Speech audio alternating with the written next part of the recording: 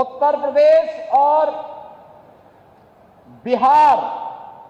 का संबंध ये केवल एक संबंध नहीं है,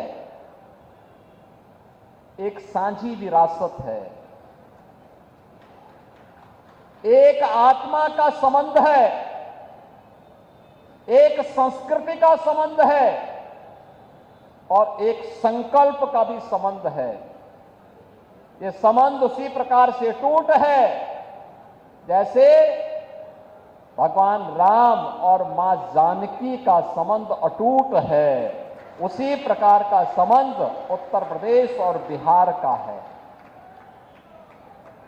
उन संबंधों को मजबूती प्रदान करने की दृष्टि से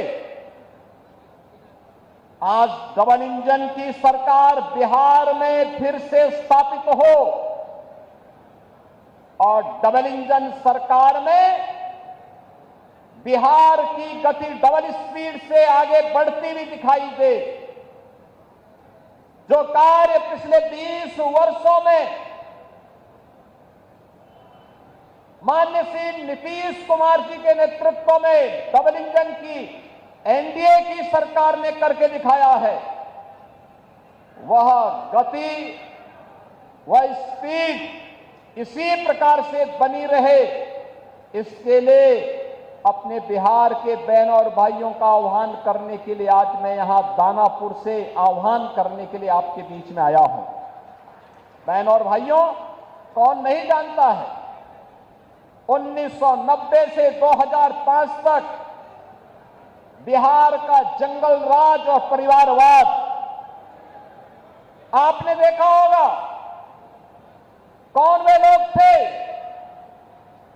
जिन्होंने बिहार की ज्ञान भूमि को, बिहार की इस आध्यात्मिक ज्ञान भूमि को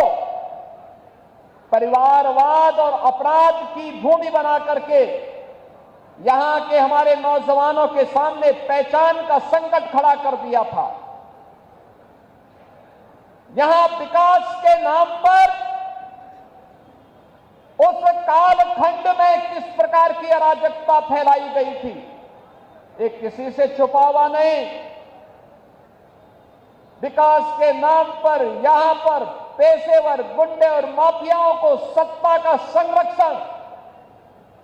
1990 से 2005 के बीच में प्रदान करके पूरे बिहार के विकास को बाधित कर दिया गया था। बिहार के नागरिकों के सामने, बिहार के नौजवानों के सामने पहचान का संकट खड़ा हो गया था और वह व्यक्ति बिहार से प्लान कर रहा था जिसके मन में एक भाव था बिहार के बारे में कुछ करने की, बिहार को आगे बढ़ाने की और बिहार की अपनी उस परंपरा को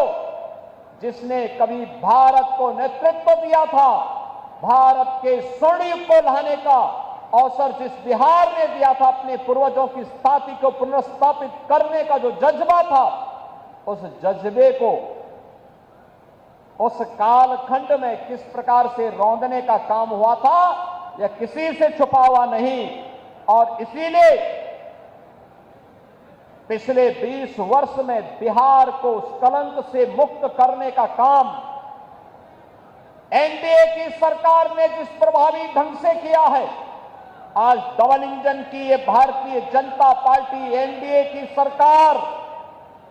बिहार के अंदर